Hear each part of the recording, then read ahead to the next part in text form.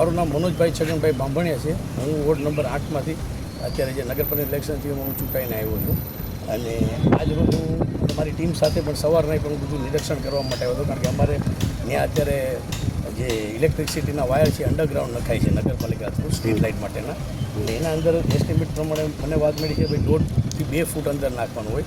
અહીંયા આવીને જોયું તો 4 આંગણ માટેનું જ હતું. અને આ એક બહુ વસ્તુ એવી કહેવાય કે ઇલેક્ટ્રિસિટીનો પ્રોબ્લેમ વસ્તીવાળી હોય, એમાં કંઈ પણ વસ્તુ થઈ હોય ફેટલ કે કોઈ પણ વસ્તુ ન કરતો એ બહુ અમારે સહન કરવું પડે નગરપાલિકાના હિસાબના સભ્ય હિસાબે. જોકે બીજા કામો હાલે છે, પાછળ જે ભૂગર્ભ ગટરનું કામ હાલે છે એનું અમે નિરીક્ષણ કર્યું. પણ આના અંદર તમે આમ ગણો તો ગેરરીતિ કહો તો ગેરરીતિ થાય છે, ભ્રષ્ટાચાર કહો તો ભ્રષ્ટાચાર થાય છે.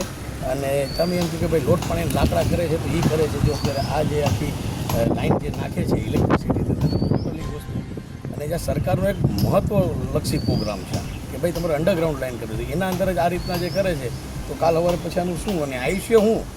મનોજભાઈ, ખાસ વાત કરીએ તો આ જેને કામ અપાયું છે નગરપાલિકા દ્વારા, એમની જોડે તમારી કંઈ ચર્ચા થઈ? ચર્ચા એટલે હું 2 વાર આવ્યો છે, પણ છતાંય મને કોઈ સુપરવાઇઝર નથી મળ્યા કે કોઈ આના માટે નગરપાલિકા નહીં. જો કે અમારા સુપરવાઇઝર એ પણ નથી મળ્યા. કે અને 2 વાર ધ્યાન દોરીને ગયો હતો કે ભાઈ આ વસ્તુ છે તમે અંદર ઉતારો. હજી સુધી કોઈ વસ્તુ મારી ધ્યાનમાં નથી લીધી, એટલે પછી મારે ન છૂટકે મારે મીડિયાને બધીને કહેવું પડે. મનોજભાઈ, આગળ શું પગલાં લેશો આપ? બસ આગળ આજ જે રજૂઆત છે એનું મેં વિડીયો શૂટિંગ લીધું, ફોટો લીધો, હું ચીફ ઓફિસ સાહેબને મળીશ. અને બીજું એ પણ કહેવા માગું છું કે ભાઈ ઉના નગરપાલિકાના અંદર 9 વોર્ડ છે, એમાં 36 નગરપાલિકાના સભ્ય છે.